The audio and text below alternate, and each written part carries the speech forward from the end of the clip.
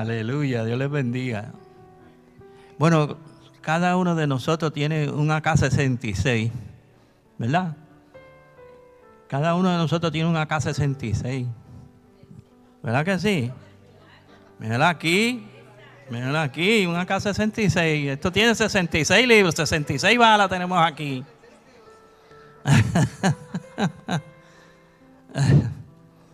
Aleluya. Yo tenía un amigo que predicaba en los caseríos, en todos esos sitios calientes en Puerto Rico, y siempre decía eso. Yo tengo aquí un AK-66 por si acaso. Y eso es la que nos defiende a nosotros. Y han pasado cosas. En Massachusetts, en la iglesia de mi cuñado en Massachusetts, había un señor que una vez lo iban a asaltar y él levantó la Biblia y hizo así, y el tipo se fue cogiendo. Y él decía, bueno, no sé, parece que él se creyó que era una pistola. ¿Ves? Parece que el pillo pensó que era una pistola. Cuando él sacó la Biblia y hizo así, pues se fue corriendo. Y, sí, porque Dios obra de manera tremenda. Yo le puedo decir, a mí Dios me salvó, muchas veces, que me asaltaran y todo eso. Sí, fueron varias las veces. Yo recuerdo que una vez yo estaba en mi casa y vinieron a asaltarme en mi propia casa. Entonces, mi esposa, mi hermana y el esposo de ella estaban en la marquesina y yo estaba arriba. Entonces mi esposa me llama y me dice, Jorge, ahí hay un carro parado frente a la entrada para mi casa. Entonces yo le dije, ajá, ¿y quién es? No sabemos.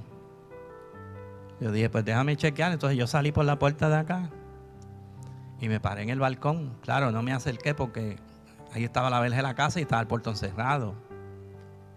Entonces, yo me paré en el balcón y miré. Y cuando miro al hombre, el que estaba guiando, andaba con una mujer. Entonces él empezó como a quejarse, como si le hubiera dado un ataque al corazón. Y cuando yo lo vi así, pues yo me acerqué un poco y miré, pero como que el Señor me dijo, no es lo que está pasando. Mi cuñado de allá me dijo, ten cuidado porque yo lo vi a él que se estaba riendo. Y yo dije, así. Entonces yo le dije, mire, ¿qué le pasa? Entonces ella me habla, no, mire, que es que él parece que le pasó algo, parece que se siente bien mal. Y entonces yo le dije, pues no hay problema, señora, yo le voy a llamar ahora mismo a los guardias verdes que están ahí al frente. Yo le voy a llamar a los guardias verdes y ellos van a venir y le van a llamar a la ambulancia y se lo van a llevar. Muchacho. El viento se lo llevó, ¿sabes cómo iban? Yo me le tiré detrás para coger el número de tablilla y ni los vi. Iban volando bajito. Y eso fue en Puerto Rico y otro día, ahí mismo también. Otros más, 2, esa vez eran 2. Andaban con un tubo para robarme la guagua. Y Dios también me libró de las manos de ellos. Y en Nashville, Tennessee, cuando yo estaba en el ejército, que yo creo que tenía 20 años, 20 y pico de años, yo estaba jovencito. Yo recuerdo que yo estaba en Nashville, Tennessee de noche, porque yo venía para Puerto Rico, yo iba para Puerto Rico de pase. Y me tiré como a las 6 de la tarde, yo dije, bueno, me voy para el aeropuerto, duermo en el aeropuerto y compro un pasaje y allí mismo me voy. Y como a las 9 de la noche, yo estaba en una terminal de guagua esperando los esos amarillos que hay para que me llevara al aeropuerto. Y entonces cuando él llega me monté y nos fuimos. Y de momento sale un Cadillac de esos carros bien grandes. Usted sabe que los morenos aquí en Estados Unidos les encantan los carros grandes. Sí, los Cadillac y todos esos carros así bien grandes, los Monte Carlo. Y entonces ese carrote aparece detrás del taxi. Entonces el americano me dice, no sé, pero me parece que estos tipos nos quieren dar un hold up. Y yo le dije, ajá. Entonces yo miré para atrás y venían 2 negros en el carro. Y pegaron a seguirnos. Y el gringo me dijo, no te preocupes. Hizo así, sacó una 38 y la puso en el asiento del carro. Y yo, no te preocupes, que ya yo conozco esto. Y él siguió lo más tranquilo, y cuando nos metimos en un puente, pues el gringo aceleró, cogió la curva Hermandad en el puente y se paró en el mismo medio del puente. Y cuando esa gente vieron que el gringo se paró en el medio del puente, le mandaron un frenazo de cajo y dieron un reversazo y se perdieron. Y él me dijo, vete, venían a asaltarnos. ¿Sabes por qué venían a asaltarnos? Porque yo era soldado, estaban a fin de mes y ellos sabían que yo tenía dinero. ¿Vio? Ellos sabían que yo tenía dinero porque yo era soldado y ellos cobrábamos a fin de mes y ellos dijeron, pues te lleva chavo. Y lo que querían era quitarme el sueldo que yo tenía. Pero gracias a Dios, Dios me libertó de eso. Y así le puedo contar muchísimas experiencias, cómo Dios me ha librado a mí de tantas cosas. Porque Dios es fiel y poderoso. Porque Dios es fiel y poderoso. Entonces, mire, las cosas han llegado a un extremo. En Estados Unidos las cosas están bien difíciles. La gente piensa que no, pero las cosas aquí están bien difíciles. Estados Unidos está envuelto en el conflicto árabe-israelí. Está envuelto en el conflicto de Rusia y Ucrania. Está envuelto en el conflicto con el tío de Gaby, Maduro.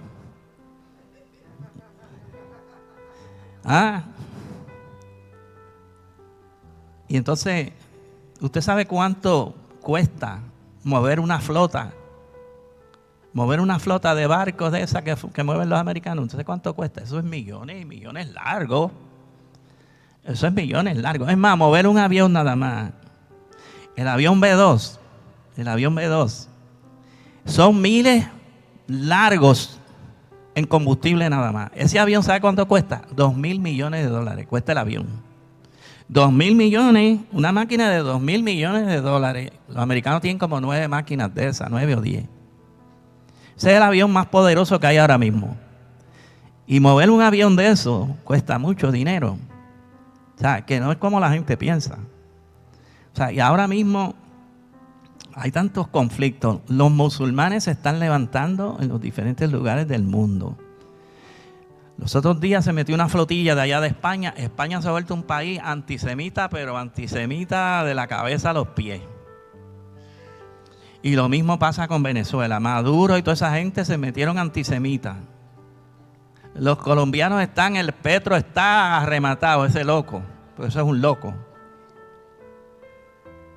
Y todas estas cosas, de una manera o de otra, nos atañen a nosotros, porque somos la iglesia. Si hay odio contra los judíos, hay odio contra los cristianos. Si matan a los judíos, van a matar a los cristianos. ¿Ok? La agenda de los musulmanes es acabar a Estados Unidos y a Israel. Ellos quieren acabar a Estados Unidos y a Israel para entonces, después que terminen con Estados Unidos e Israel, ellos seguir copando el mundo. En Inglaterra, el día que pararon la flotilla esa, que llevaban ahí un montón de izquierdistas para allá, a molestar para allá, para Israel, 450 personas en esos barcos metidas, porque iban a llevar y que ayuda humanitaria para los diamantes, para allá, para esa gente de los palestinos y qué sé yo. Y lo que encontraron fue droga en los barcos, mucho vino, mucha comida, mucha diversión. Algunos botaron los celulares. Cuando el ejército de Israel se acercó, tiraron los celulares al mar. Y usted pregúntese por qué tiraron los celulares. Tú sabes, usted se da cuenta que el mundo está, mire lo que está pasando.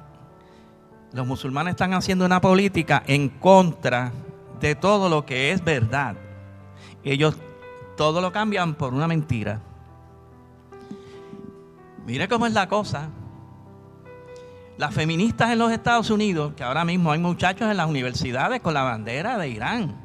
¿Usted sabe lo que es eso?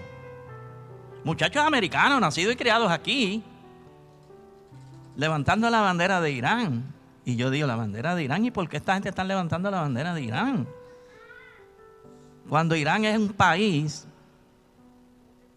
Entonces, las mujeres, las feministas, con la bandera de Irán en el pecho. Ahora yo le voy a decir, como decía un muchacho ahí, ¿por qué no se van allí a Irán se ponen la bandera en el pecho y se van a protestar por los derechos de las mujeres. A ver si en menos de un día ya ustedes son cabeza corta. En horas las matan. Entonces yo digo, ¿eso es lo que ustedes quieren para el mundo?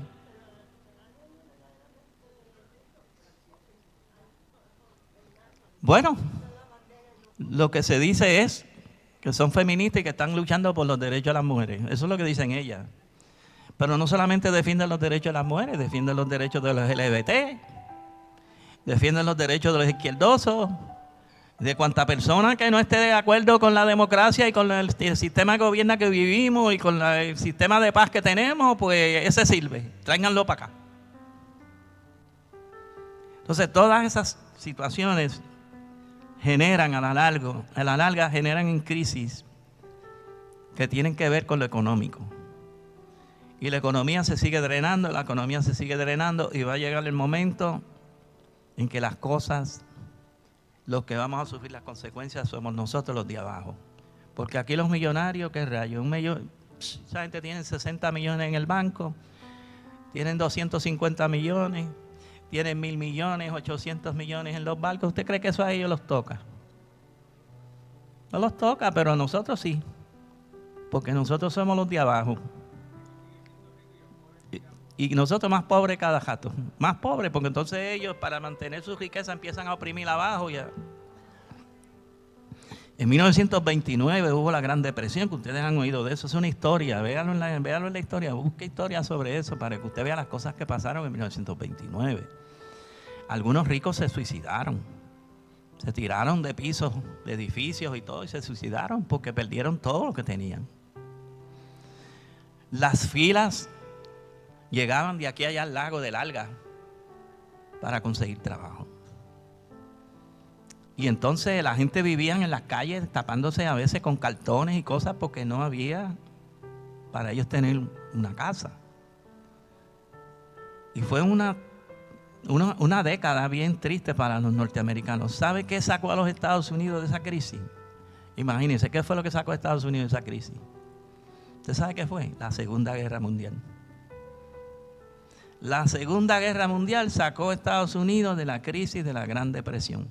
1939, el 1 de septiembre, que es el día en que yo nací, de 1939, los alemanes invadieron a Polonia y comenzó la Segunda Guerra Mundial.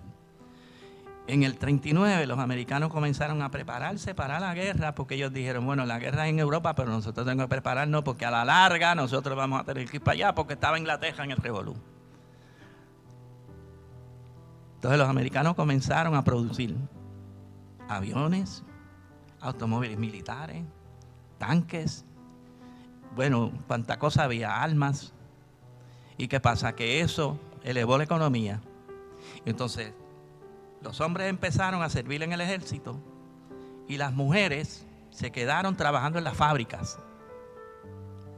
Fueron las mujeres las que estaban atrás trabajando en la fábrica y haciendo todo ese tipo de cosas. Usted veía mujeres bregando en mecánica y montando piezas bien pesadas. Todo ese tipo de cosas lo hicieron las mujeres durante el periodo de la Segunda Guerra Mundial en los Estados Unidos.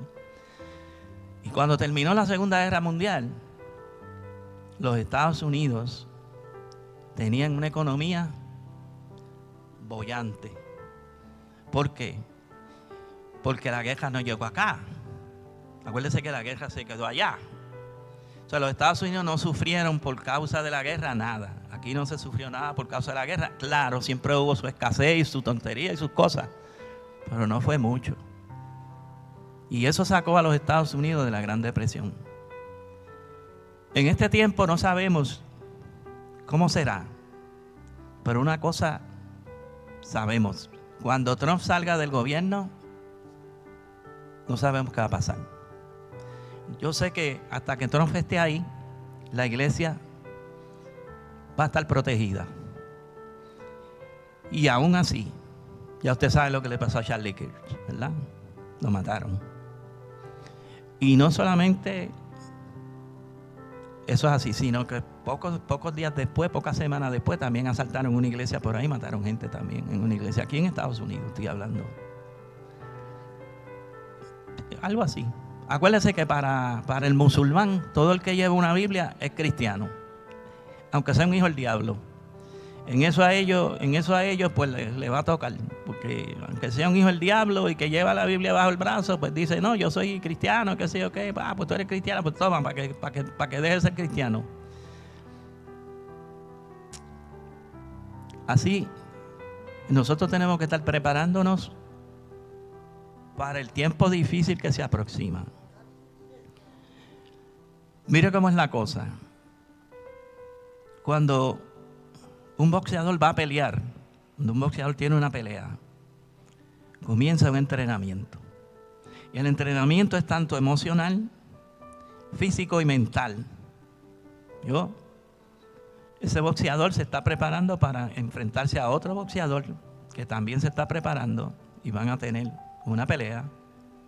Y uno de los dos va a salir avante.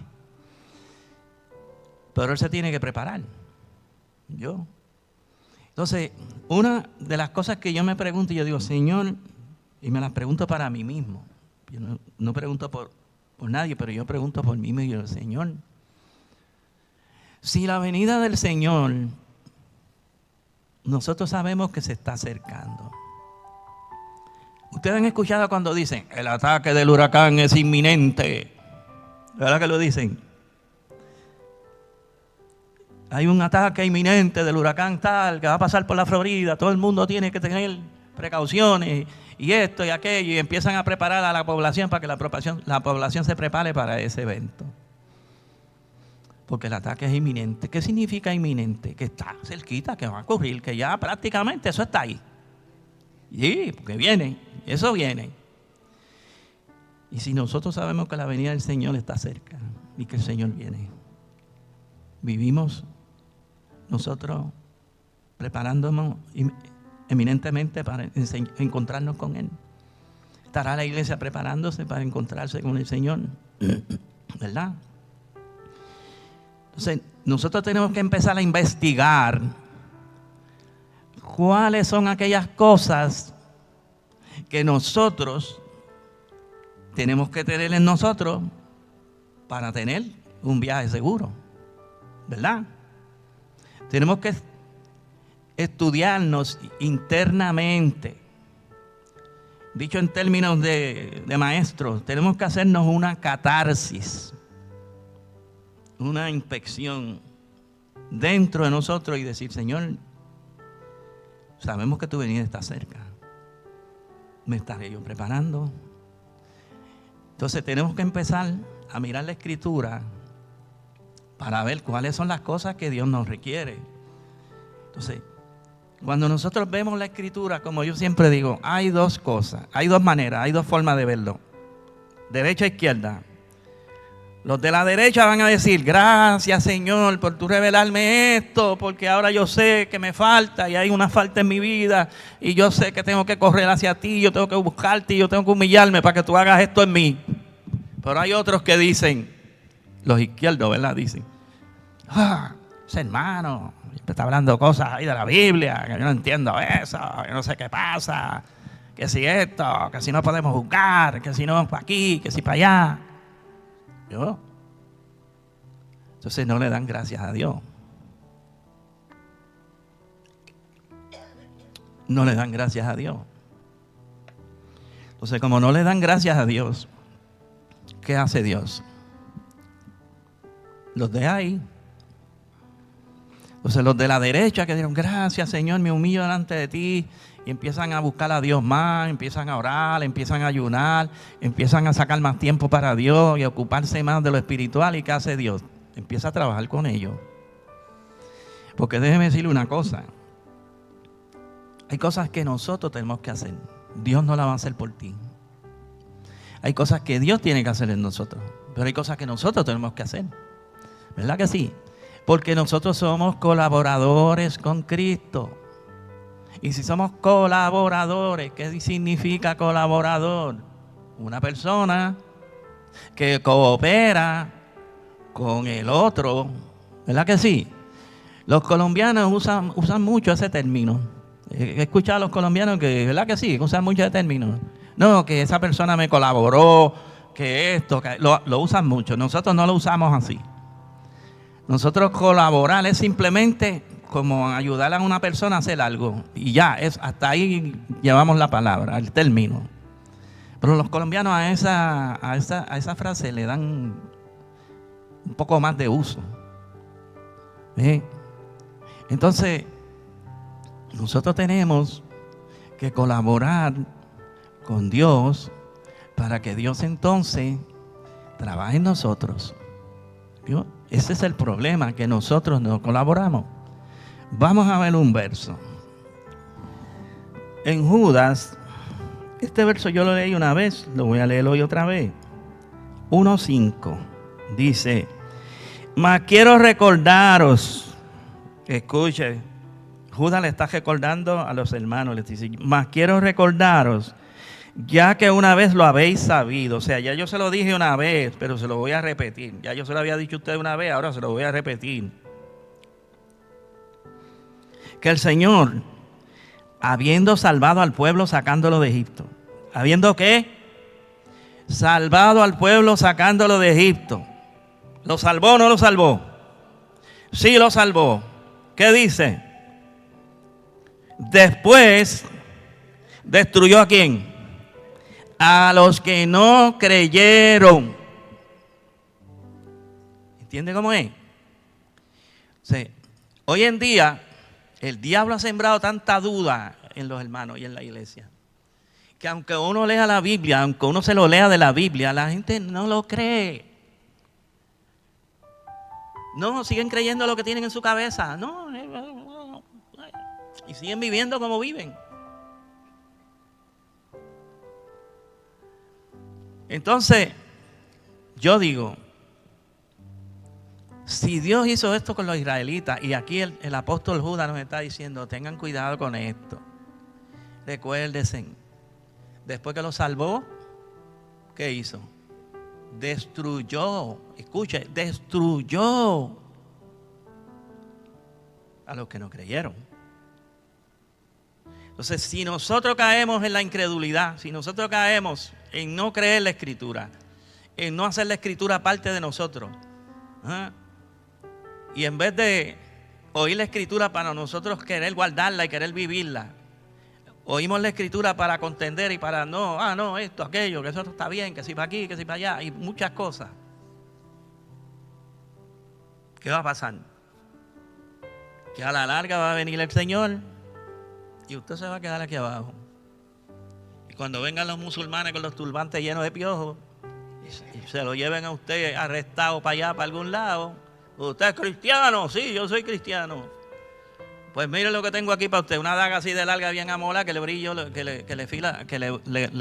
el filo. Y déjeme decirle una cosa, escuche esto. Se está llegando a pensar, escuche, eso es una idea, esto no es que es bíblico ni nada, pero se está llegando a pensar que los musulmanes van a jugar un papel bien grande cuando se manifieste el anticristo, porque todos los que son muertos en la tribulación, todos son descabezados. Y a los que les gusta descabezar a los cristianos, ¿a quiénes son? A los musulmanes. Esa gente son como bestias. Esa gente dejan de ser humanos, se convierten como en bestias. ¿Ok? Sí. Los adoctrinan con ese odio y se convierten como una bestia. ¿Ustedes vieron? Yo no sé si usted ha visto en estos días que se cumplieron los 2 años de la guerra, el 7 de octubre. Han salido por ahí unos cuantos videos hablando acerca de lo que pasó el día 7 del 23, 7 de octubre del 23. Y cuando usted se pone a mirar lo que esa gente hicieron, de verdad que se necesita que estén bien endemoniados, ¿saben? Para hacer las barbaridades que esa gente hicieron. ¿Sabe lo que es coger un bebé de meses y meterlo en un horno y prenderle el horno? Y oírle ese bebé, y cogían a los padres y pegaban a gritarle y a golpear a los padres para que no oyeran los gritos de los bebés en el horno, que se estaba quemando vivo ahí ese nene. ¿Qué ser humano hace una cosa como esa? Tiene que estar demasiado endemoniado. creyendo, porque esa gente son unos enfermos sexuales, porque yo digo que son enfermos sexuales, que Alá le tiene 70 vírgenes allá esperándolos. Mire, ¿qué clase de premio le tiene? Qué poca vergüenza, ¿verdad? Que uno se pone a pensar, y Dios mío, ¿cómo puede haber seres humanos que crean tales atrocidades y tales barbaridades? Entonces, uno no encuentra la manera de entender eso. No hay manera de usted entender eso. ¿Por qué? Porque yo escuché un patólogo que estuvo trabajando con los cuerpos que esa gente dejó. Y ese patólogo estaba diciendo, miren, yo soy patólogo, llevo tantos años trabajando en esto, y llegó el momento en que nosotros nos tuvimos que quebrar, y tanto el jefe de nosotros como yo y los demás tuvimos que llorar. Nos rompimos a llorar, viendo las atrocidades que cometieron esa gente con los que mataron el 7 de octubre del 23. O sea, nosotros estamos viviendo en un tiempo bien difícil, bien malo. Y no sabemos el día que usted vaya por la calle y alguien venga y lo quiera matar. No sabemos. No sabemos. El día que alguien quiera matarle a usted, el día que alguien quiera hacerle daño. Y entonces hay gente que odian a los cristianos. Nos odian. Pero claro, como hay leyes que nos protegen, pues estamos en cierto modo protegidos. Pero esas leyes van a empezar a colapsar. Ellos van a empezar a cambiar las leyes, entonces las leyes van a empezar a colapsar. Va a llegar el momento en que ellos van a tener mano libre para atacar a los cristianos aquí en los Estados Unidos. Por eso yo le digo que después de Trump no sabemos qué pasará. ¿Quién llegará a la presidencia? No sabemos. ¿Verdad? No sabemos. Ahora, nosotros sabemos que los que estaban ahí no eran a favor de Israel, ni a favor de la iglesia tampoco. ¿Verdad que no? Sabemos que no eran a favor de la iglesia ni a favor de Israel. ¿Sabes las barbaridades que le hizo Biden a Israel? Los plantones que le dio, le aguantaron dinero, le aguantaron préstamos, le aguantaron armas y todo. Eso lo hizo el presidente que estaba. Pero ahora cuando vino Trump, como Trump tiene ascendencia cristiana, porque yo no sé si su padre, alguno de su familia fue pastor, y su madre una sierva de Dios. Richard Nixon, su mamá era cristiana, sus padres eran cristianos. Entonces cuando usted se pone a estudiar la vida de los presidentes, hay presidentes que sí. Cuando Trump tuvo los primeros 4 años en la presidencia, él limpió la Casa Blanca y sacó de la Casa Blanca un montón de amontonados que habían allí de los LGBT, que mandaban allí en la Casa Blanca. Tenían oficinas allí, todo en la Casa Blanca, como si ellos fueran. Y Trump los sacó de allí, a esa gente. Entonces, no solo eso. Trump estableció leyes que ya aquí las habían quitado. En las escuelas no se podía leer la Biblia. Trump volvió a reintegrar eso, para que se siga leyendo la Biblia en las escuelas. Y entonces, mire lo absurdo. Los musulmanes que son de por allá, vienen aquí, establecen lo de ellos aquí, van a las escuelas y piden que los cristianos no hablen la Biblia en las escuelas, pero ellos pueden hacer los rezos de ellos.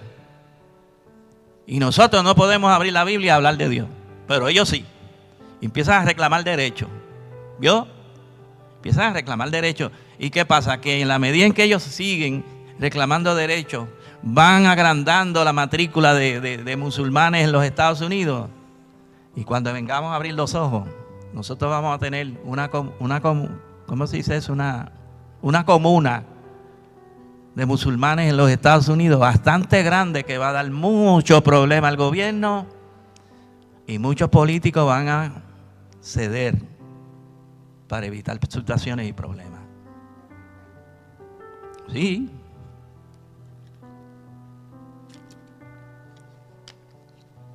La venida del Señor está a las puertas. Y hablando, volviendo al tema de lo que vamos a hablar hoy, mire lo que dice este verso. Este verso es muy importante que usted lo vea, que usted lo marque. Dice, esto está, no es Romano, no es aquí, no es para acá. Lucas, capítulo 11.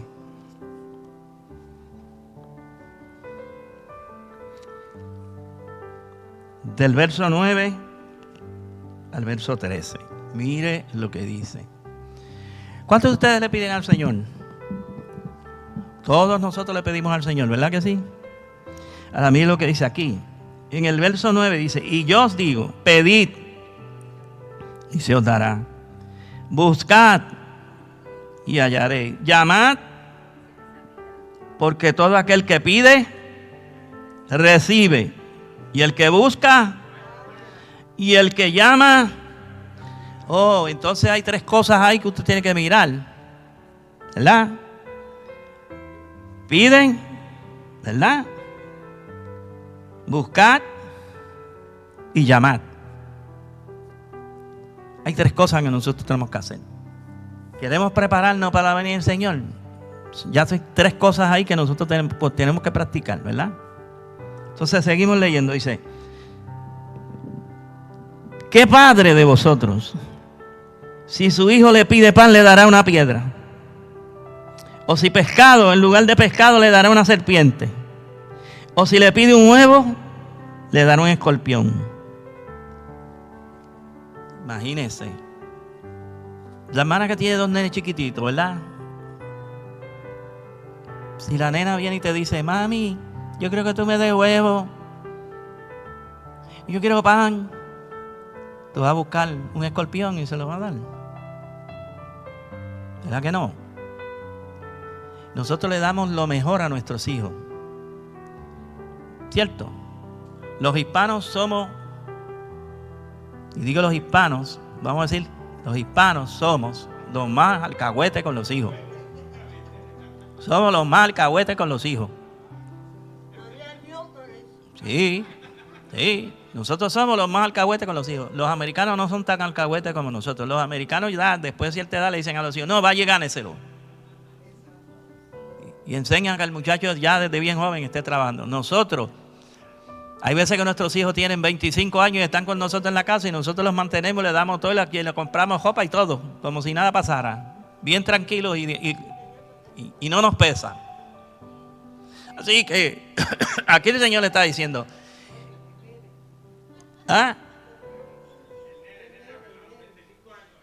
oh, bueno, el mío tiene 46, yo todavía le digo el nene. Cumple 46. ¿Cuánto? Estamos hoy a 10. En 4 días cumple 46 años mi hijo mayor. Y yo le digo a mis niños, esos son mis bebés.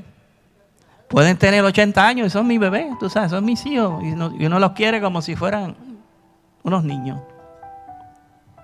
Entonces, si nosotros, dice el Señor, mira el último verso, que es bien importante. Pues si vosotros siendo malos sabéis dar buenas dádivas a vuestros hijos, ¿cuánto más vuestro Padre Celestial dará el Espíritu Santo a los que se lo pidan? Escuche.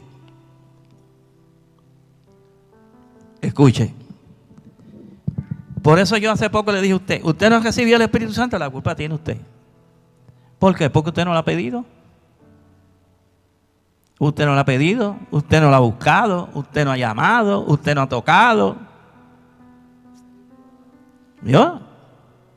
Ahora, si usted se humilla delante de Dios y le dice, Señor, yo quiero la experiencia con el Espíritu Santo. Yo quiero una llenura genuina con el Espíritu Santo. ¿Usted sabe lo que pasa cuando usted recibe el Espíritu Santo? Pasa algo que es una experiencia que una persona que nunca ha recibido eso, nunca la ha tenido. Y es que cuando usted recibe el Espíritu Santo toma el espíritu tuyo, no tu alma, es tu espíritu, y lo pone a glorificar a Dios en una lengua que tú no conoces y que el diablo no conoce. Pero no eres tú, no es tu alma, no es tu intelecto. Es una experiencia que solamente la persona que ha tenido la experiencia sabe cómo es. Porque es algo que yo no se lo puedo explicar. ¿Por qué? Porque si yo me quiero hincar ahí, yo me hinco y empiezo a orar y de momento yo digo, pues quiero hablar en lengua y empiezo a hablar en lengua y a orar en lenguas. ¿Por qué? Porque Dios me dio el bautismo en el Espíritu Santo y puso en mí que mi espíritu se puede comunicar con Dios. Vamos a ver eso en la Biblia. 14:14, 1 Corintios 14, verso 14.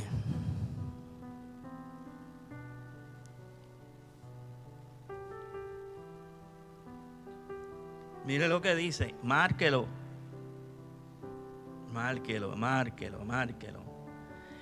14:14 dice, si yo oro en lengua desconocida, mi espíritu ora. ¿Quién es el que ora? Mi espíritu. No soy yo, no es mi alma, es mi espíritu el que está orando. ¿Vio? Entonces, eso es una experiencia que solamente los que la hemos vivido sabemos cómo es. El que no ha tenido la experiencia con el Espíritu Santo de hablar en lengua y nunca hablar en lengua, no sabe cómo es eso. ¿Vio?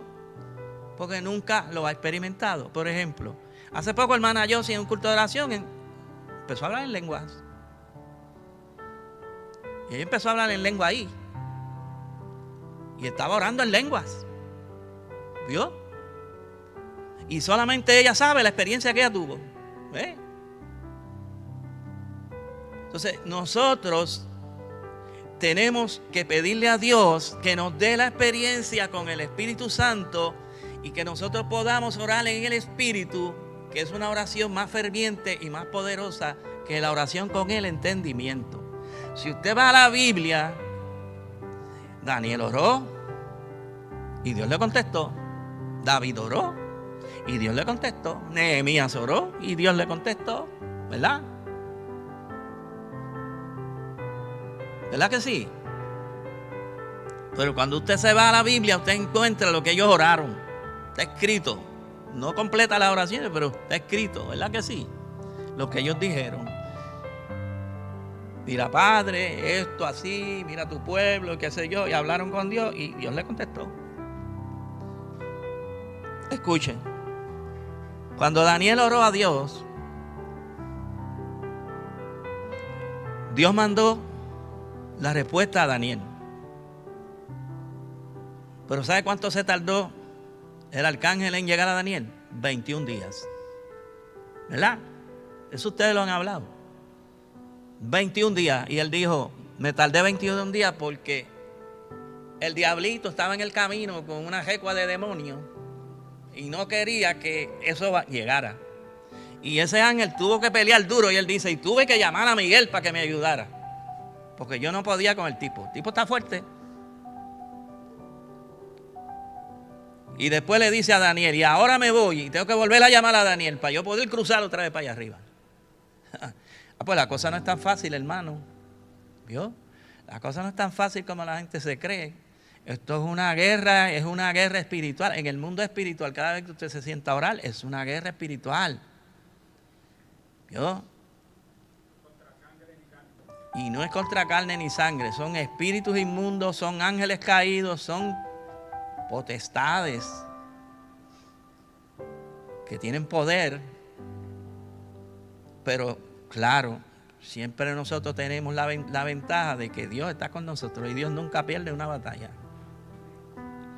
Que se te tarda la respuesta, pero va a llegar. La Biblia lo dice en uno de los profetas, aunque se tardare, pero se cumplirá. ¿No? Cuando Jesucristo apareció, ¿desde cuándo había profecías de Jesucristo iba a aparecer? ¿Desde cuándo? Ya desde el libro de Génesis había profecías de que el Mesías habría de venir.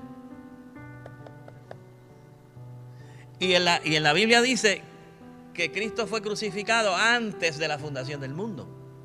O sea, antes de que Dios hiciera el mundo, ya eso estaba allá. Entonces, cuando el Señor llega y se aparece en medio de nosotros, se manifestó. Y cuando usted lee las profecías de Isaías, qué profecías tan hermosas, ¿verdad? Hablando del Mesías. Que cuando usted lee eso, yo cuando leo eso me entusiasmo y digo, wow, qué hermoso esto, tú sabes.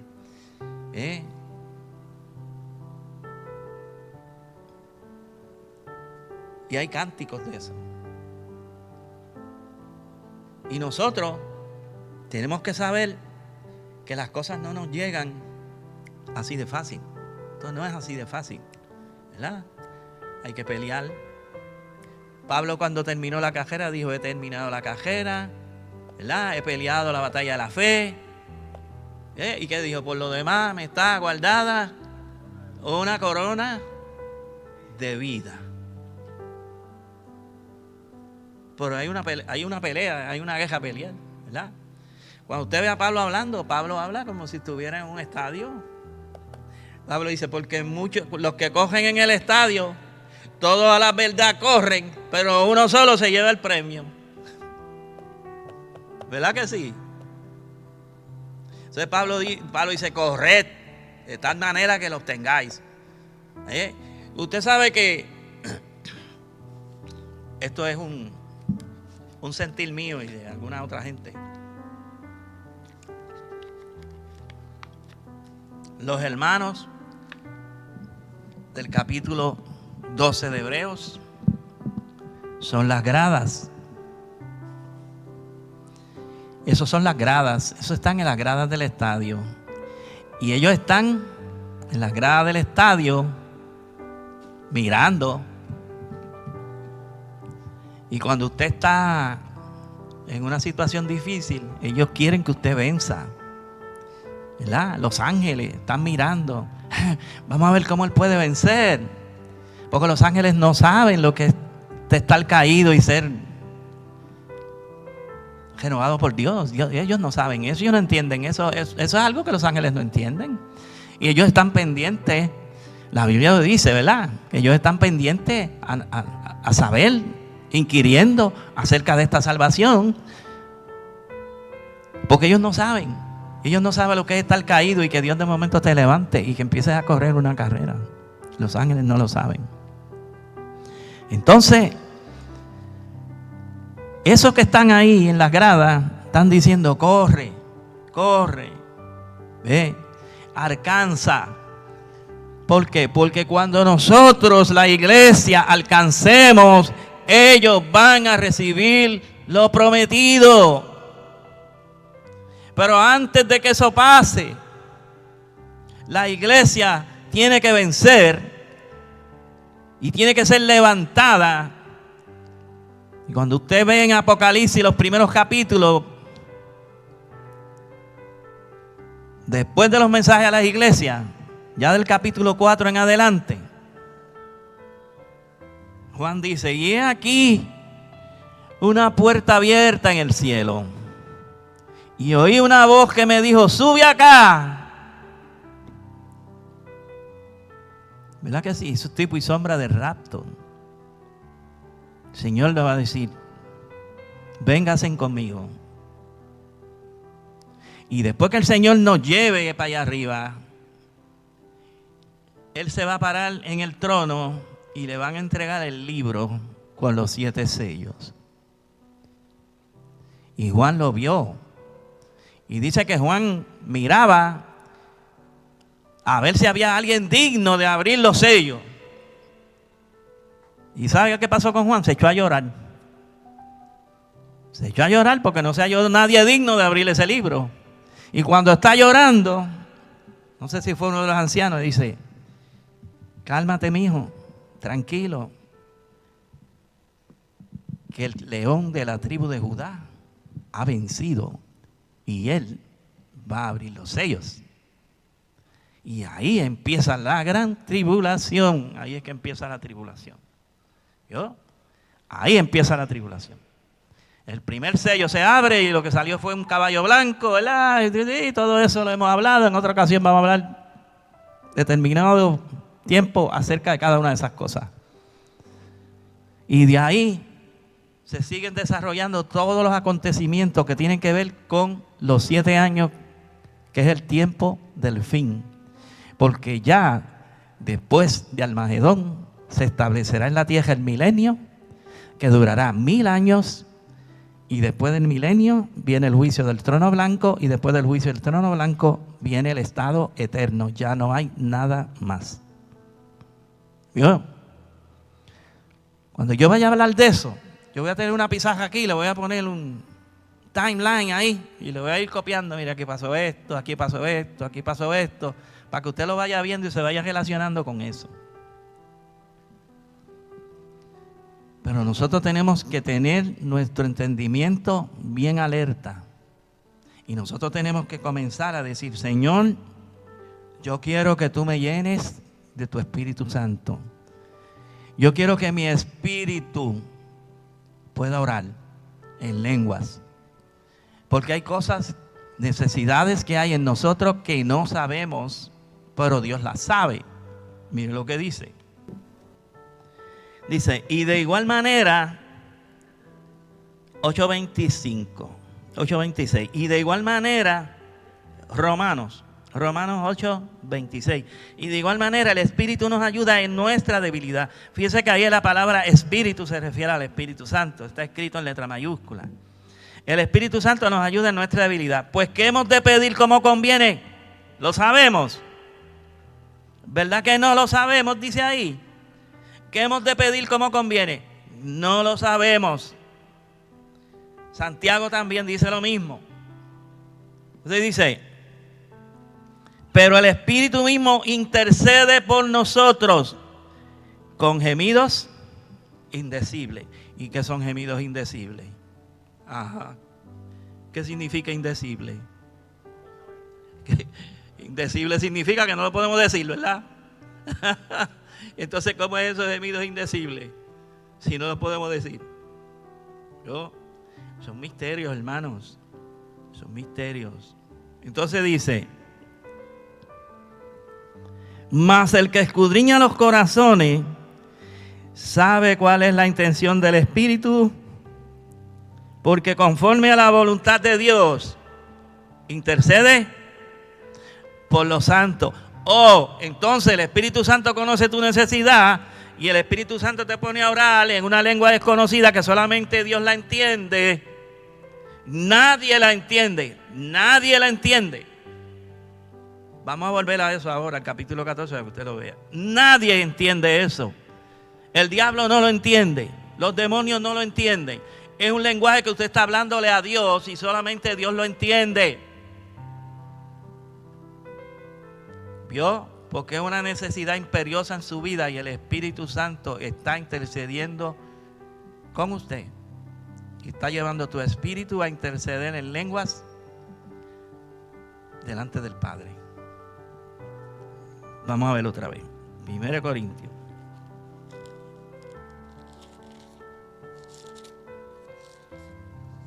Capítulo 14. Dice, le digo ahora, 1 Corintios, capítulo 14.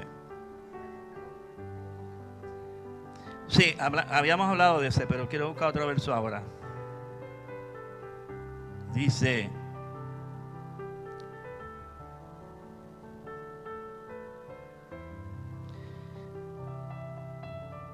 vamos a ver aquí. El capítulo 2 dice, porque el que habla en lenguas no habla a los hombres. Escuche, vamos a pararnos ahí. El que habla en lengua, ¿qué? Léalo, lea otra vez. ¿Cómo dicen? No habla a quién. A los hombres. Pues ¿y qué fue lo que pasó en Pentecostés? ¿Vio? Ahora yo lo puse en. Oye, pero en Pentecostés sí le hablaron a los hombres, hablaron en lengua y le hablaron a los hombres. ¿Verdad que sí, que eso pasó en Pentecostés? Pues aquí hay como una especie de confusión porque aquí está diciendo una cosa y allá dice otra. ¿Vio? Todo es con el entendimiento. Hay unas lenguas que cuando usted las está hablando, usted se las está hablando a Dios. Ahí lo dice, porque el que habla en lengua extraña no habla a los hombres sino a Dios, pues nadie le entiende, aunque por el Espíritu Santo habla misterios. Hello, nadie lo entiende, aunque por el Espíritu Santo habla misterios. ¿Qué está diciendo el apóstol? Que hay unas lenguas que usted ni yo las entendemos y que aunque las hablemos no las entendemos, porque le estamos hablando a Dios en una lengua que solamente Dios la entiende, no usted ni yo ni el que está al lado suyo. Ahora, cuando el Espíritu Santo derrama los dones espirituales en la iglesia, derrama un don que se llama diversos géneros de lenguas. Entonces una persona recibe diversos géneros de lengua y aquí hay una reunión y se mete aquí un alemán que no habla ni pizca de inglés ni español y se sienta ahí y de momento el hermano Gaby que está predicando empieza a hablar en una lengua extraña que él mismo no sabe ni conoce ni entiende, pero el alemán sabe y está entendiendo lo que él está hablando. Pues es una lengua del Espíritu Santo hablándole a un hombre específicamente en la lengua vernácula de ese hombre. Eso fue lo que pasó en Pentecostés. 17 tipos de lenguas hablaron allí. Ahora si eran 120 y los demás que hablaron. No sabemos, ¿verdad? Pero sí sabemos que el Espíritu Santo manifestó el don de lengua allí en Pentecostés. Pero también sabemos que en el capítulo 10, que lo hablamos aquí en una clase bíblica, también se derramó el Espíritu Santo. ¿Y qué pasó? Que hablaron en lengua y profetizaron. No solamente hablaron en lengua, profetizaron. ¿Vio? Entonces, ¿qué yo le quiero dar a entender a usted? Que hay unas lenguas que nosotros no las entendemos y hay otras lenguas que son diversos géneros de lengua, que es un don específico que Dios le da a algunos de la congregación. Eso no es para mucha gente, son 2 o 3 que tienen ese don en la iglesia. Y hay algunos que Dios le da don de interpretación de lenguas, que una persona aquí empieza a hablar en lengua, esa persona está allá, está oyendo lo que esa persona está hablando y está entendiendo lo que esta persona está diciendo, y ella se levanta y así dice el Señor. Esto dice el Señor, tan, tan, tan, tan, tan. ¿Vio? Ahí está manifestándose el don de lenguas y el don de interpretación de lengua. Ahora, hay unas lenguas, vamos a ver en el capítulo 13 lo que dice, porque eso nos da luz. Es el único verso donde esto aparece. Los teólogos le tiran ese verso a arrancarle la cabeza. No quieren creer lo que dice ahí. Mira lo que dice. 1 Corintios 13. Estaban en el 14. Pásese más atrás, en el 13. Si yo hablase lenguas humanas y angélicas, escuche, ¿qué son lenguas humanas?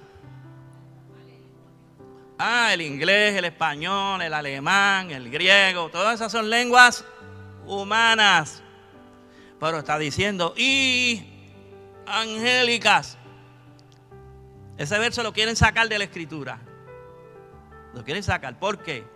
Porque las lenguas angélicas son unas lenguas que ninguno de nosotros las entiende. No hay ser humano que entienda las lenguas angelicales, porque las lenguas angelicales son las lenguas que hablan los ángeles allá en los cielos.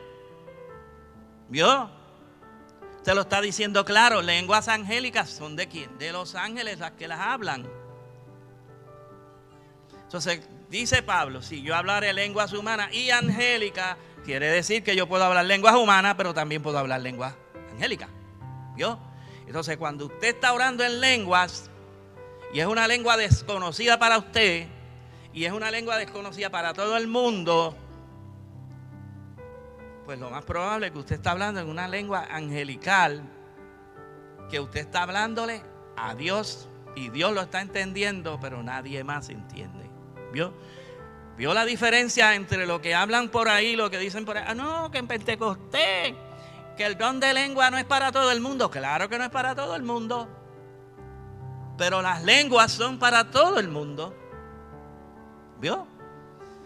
El bautismo del Espíritu Santo es para todos los creyentes. Eso no es para unos sí, para otros no. Eso es mentira del diablo. El diablo ha metido esa mentira en la iglesia. Hay gente que no cree en eso y no quieren creerlo y no buscan ser lleno del Espíritu Santo. Pues eso no es para mí. Yo creo que yo nunca voy a hablar en lengua. Eso no es para mí, hermano. Es una mentira el diablo. No le creas. Siga orando, pidiéndole a Dios hasta que Dios le dé esa experiencia. Cuando Dios te dé esa experiencia, tú vas a ver lo que va a pasar en tu vida. Que tú vas a decir, yo jamás en mi vida me imaginé que esto era algo tan rico y tan bueno. Aleluya. Cuando yo empiezo a hablar en lengua, yo no quisiera parar de hablar en lengua. Porque eso es un gozo que usted tiene por dentro. Es que su espíritu se libera. Es que usted se siente distinto. Y hay una gracia que está fluyendo en usted, que usted siente un gozo inefable. Hay gente que empiezan a dar vueltas y a brincar y a danzar debajo de con la música, empiezan a danzar, a coger, a brincar y a saltar. Hay otros que simplemente se tiran de rodillas y siguen hablando en lengua ahí, hablando en lengua, hablando en lengua, hablando en lenguas. Eso es una experiencia maravillosa. La Biblia dice, con esto voy a cerrar.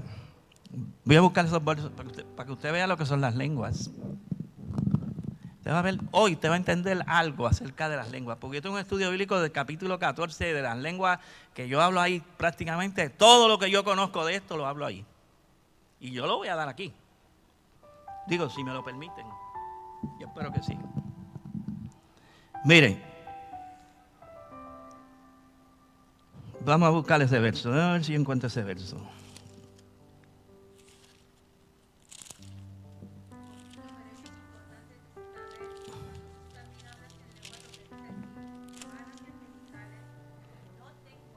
No, pero yo no quiero hablar del amor ahora. No estamos hablando del amor ahora. Eso es otro tema. Lo que pasa es lo siguiente. Pablo está diciendo, primero hay que hablar en lenguas. Después viene el amor. ¿Entiendes lo que te quiero decir? Primero hay que hablar en lenguas y recibir el bautismo del Espíritu Santo. Después entonces viene el amor.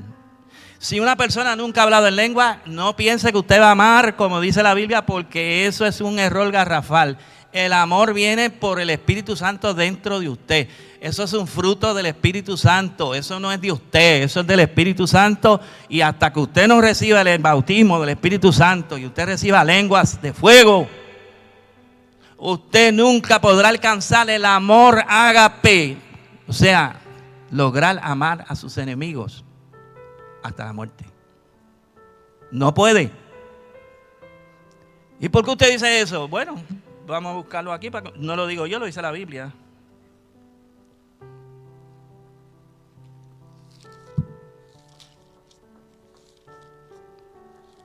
Romanos capítulo 5, verso 5, creo que, déjame ver.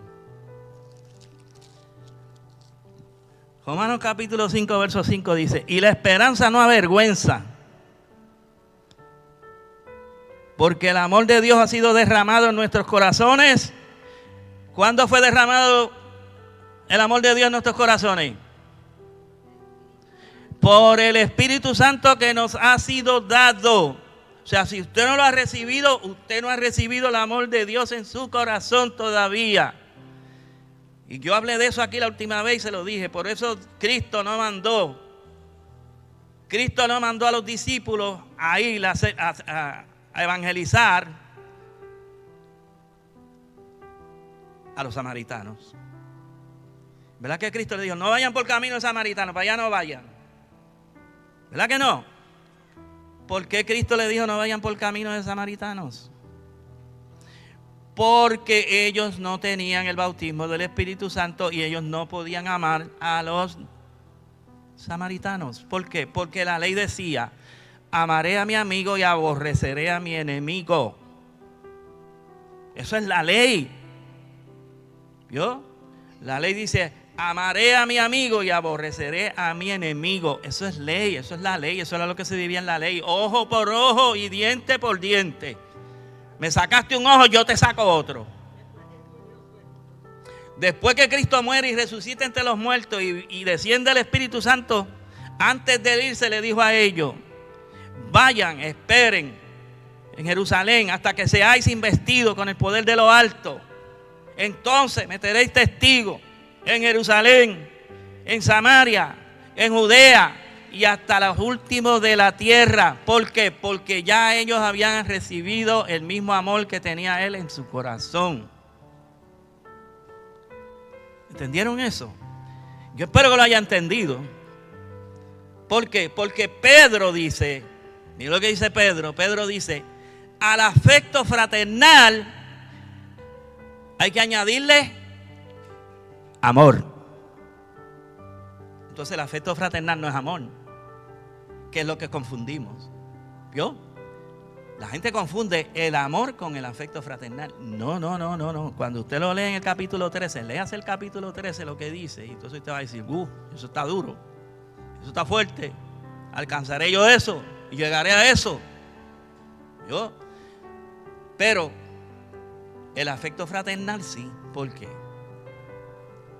Porque el afecto fraternal, te lo está diciendo, es afecto que tú sientes por los que están a tu alrededor. ¿Sabe que los adictos a las drogas pierden el afecto natural? Hay grados de maldad, hay grados de maldad en el hombre, que el hombre pierde el afecto natural. Eso está en la Biblia también. Y usted dice, ¿y qué es eso del afecto natural? El afecto natural es que si usted sale ahí afuera y usted ve un ser humano ahí tirado, que usted nunca jamás en su vida lo ha visto, aunque usted no sea cristiano, usted ve una persona tirada ahí, el afecto natural te mueve a acercarte y ayudar a esa persona, aunque tú no seas cristiano. ¿Vio? ¿Qué fue lo que hizo el hombre aquel con el buen samaritano, verdad? Iba por un camino, encontró un hombre tirado allí y se le tuvo misericordia de él. Lo levantó, le curó las heridas, lo llevó al mesón y le dio al dueño del mesón, lo que te gaste, olvídate de eso, que cuando yo venga te lo pago. Y ese hombre no tenía el Espíritu Santo de Dios. Ese hombre, sabrá Dios, no era ni cristiano, porque dice que pasó un sacerdote y siguió de largo. Y pasó uno de la tribu de Leví, tampoco. ¿Vio? Entonces, el afecto natural es ese afecto que tiene un ser humano por una persona que usted jamás en su vida lo ha visto, usted no sabe ni quién es, pero que apareció ahí herido, con hambre, hambriento, haraposo, harapiento. ¿Y qué hace usted? Le da ropa, le da comida, le da agua. Claro, ya nosotros en el plano de cristianos ya tenemos algo más adelantado, pero el hombre natural que no conoce a Dios hace eso. ¿Cuánto más nosotros? ¿Vio? Eso es afecto natural. El afecto fraternal es el que yo tengo con usted en la iglesia. Pero ese afecto fraternal tiene que ir más allá. Se tiene que convertir en amor. ¿Y cómo es eso? Bueno, que usted se convierte en una persona que cuando usted es parte ya del otro y el otro parte de usted, pues hay un amor ya. Estamos llenos del Espíritu Santo y tenemos un amor que va a superar y a sobrepasar lo que es el afecto fraternal. ¿Ok? Un verso más. Déjame ver dónde lo dice. No encuentro el verso. Oh, sí, aquí está. Aquí está. Capítulo 3, verso 19. Mira lo que dice. Le voy a pedir a Mario que me pongas en el capítulo 3, 19 del libro de Hechos. En lo que yo busco otro verso por aquí que tiene que ver con ese.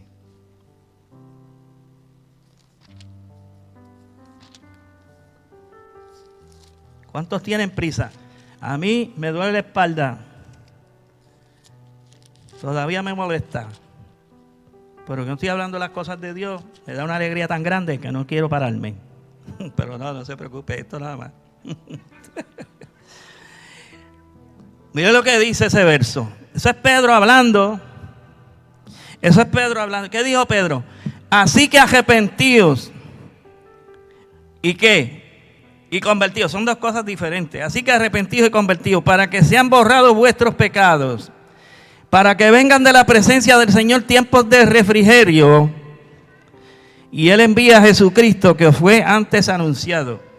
Aquí cuando llegamos antes del culto siempre hay refrigerio. Allí siempre hay refrigerio.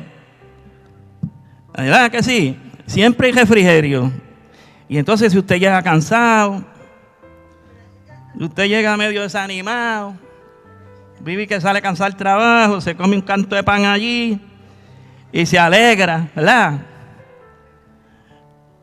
Y se bebe su cafeíto y usted, qué chévere me siento, men, estoy bien. Ay, déjame verme un juguito con hielo. Imagínate cuando tú estás trabajando aquí en verano con esos soles que hace afuera y de momento tú llegas a la casa y dices a tu esposa, ay, dame algo, que me caigo, que me aficio. Y tu esposa te trae un vasito de jugo de China con hielito. Y tú te bebes eso. Oh, qué tremendo, qué bueno. ¿Verdad? Eso es un refrigerio. Ahora vamos a ver algo más. Mira lo que dice. Esto está en Isaías, capítulo 28, versos 11 y 12. Aquí son dos versos. Yo creo que usted los mire. Márquelos para que usted vea estas cositas, porque estas cositas es bueno saberlas. Isaías 28, 11 y 12. Porque en lenguas de tartamudos, en lengua de tartamudos y en extraña lengua hablaré a este pueblo. ¿Y qué dice? El otro dice, a los cuales él dijo, este es el reposo, da reposo al cansado, y este es el refrigerio. ¿De qué está hablando entonces? Si ahí está hablando de las lenguas de tartamudo que hablará este pueblo y todo eso, ¿verdad que sí? O sea que Dios le estaba hablando a Isaías, le estaba hablando al pueblo de Dios y le estaba diciendo, va a llegar un momento en que yo voy a hablar por la boca de ustedes mismos, con una lengua tartamudo que nadie entiende. Y bla, bla, bla, bla, bla, bla, bla, bla, bla. Y ustedes no me van a entender tampoco, no me van a hacer caso, viendo la maravilla que yo estoy haciendo con ustedes, no me van a hacer caso. Aleluya. Ahora vamos a ver eso, ese verso del 28, vamos a verlo ahora en 1 Corintios capítulo 14, a ver si nos está hablando de las lenguas. Vamos a verlo en el capítulo 14.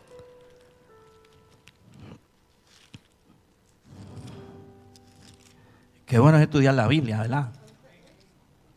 Capítulo 14, déjame que llegue al 14. Calma, pueblo. Que no manda el cúrico. Vamos a ver. El verso 20, capítulo 14, 1 Corintios, verso 20, dice, hermanos, no seáis niños en el modo de pensar, sino ser niños en la malicia, pero maduros en el modo de pensar. En la ley está escrito, ¿en dónde lo leímos? En Isaías. En otras lenguas y con otros labios hablaré este pueblo, y ni aún así me oirán, dice el Señor. ¿Y cuál es el verso que da? Isaías 28, 11 y 12, el que nosotros vimos ahora. Vio que las lenguas son un refrigerio. Cuando usted llega agobiado a la iglesia, cuando usted pasa una semana horrible, cuando todo nos salió mal, cuando el mundo parece que conspira contra nosotros, abashala, baja, cabashula, abasala, abasala. Omaya, abashala, cabasaka, mamasiki, bahasoko. Aleluya, Señor. Todo parece que conspira contra nosotros. Y de momento el Espíritu Santo viene sobre ti y te llena y te pone a hablar en lenguas. Y tu espíritu se renueva. El Señor renueva nuestras fuerzas. Aleluya. Nos da un ánimo nuevo. Y usted sale del culto gozoso para su casa y dejó la carga ahí. Aleluya. Ese es el refrigerio. Dice, para que vengan de la presencia del Señor tiempos de refrigerio. Y nosotros hablamos, queremos la presencia de Dios. Queremos la presencia de Dios. Claro que queremos la presencia de Dios. Cuando la presencia de Dios llega, ¿qué viene? Refrigerio. ¿Vieron? Por eso es que cada culto tenemos que procurar que la presencia de Dios llegue a nuestras vidas. Aleluya. Santo eres, Señor. Alabo tu nombre, Padre. Yo te bendigo, mi Dios, porque tú tienes misericordia de tu pueblo, Señor. Y aunque algunos no entenderán, Señor, otros entenderán. Otros entenderán, Señor. Y otros creerán. Y otros buscarán tener una experiencia con tu Espíritu Santo. Aleluya. Para que sus espíritus sean libertados. Nosotros tenemos dentro de nosotros ataduras. Y cuando el Espíritu Santo viene y entra en tu vida y te llena del Espíritu Santo y empiezas a hablar en lengua, hay ataduras que se rompen y se van. Dios liberta tu espíritu. Podemos orar con el alma, con el entendimiento. Podemos orar con el entendimiento. Sí, Señor, mira la necesidad, mira a los hermanos enfermos, mira esto, mira la otro. Todo eso es entendimiento. Pero cuando Dios te lleva a una esquina y te pone a orar en lengua desconocida, una lengua que tú no entiendes, entonces tú vives un refrigerio. Y cuando te levantas de ahí, te levantas que parece que caminas por el aire. Aleluya. Y es la experiencia que yo quiero que ustedes tengan. Si usted no ha tenido la experiencia, yo quiero que usted tenga esa experiencia. En esta noche, yo voy a terminar aquí. Si alguno de ustedes desea que yo ore por usted, a pedirle al Señor que lo bautice con su Espíritu Santo. Yo oro por usted. De lo contrario, siga orando a Dios. Si usted no lo ha recibido, pídale a Dios: Señor, lléname de tu Espíritu Santo. Aleluya. Llénanos, Señor, de tu Espíritu Santo. Que tu poder se mueva, Señor, en medio de nosotros. Cada uno sea libertado, Señor. Cada uno recibamos, Señor. Esta semana para mí fue terrible, Señor. Gracias, Dios mío, por darme de tu refrigerio. Gracias por darme paz en mi corazón. Gracias por darme gozo, Señor. Y que el nombre precioso de Jesucristo bendice a cada hermano. Y que cada uno en esta noche reciba, Señor, de ese gozo, Dios mío. Se vaya contento a su casa sabiendo, Señor, que tú eres fiel para hacer la obra. Hoy, mañana, cuando sea, pero tú lo vas a hacer. En el nombre poderoso de Cristo. Dios les bendiga en esta noche.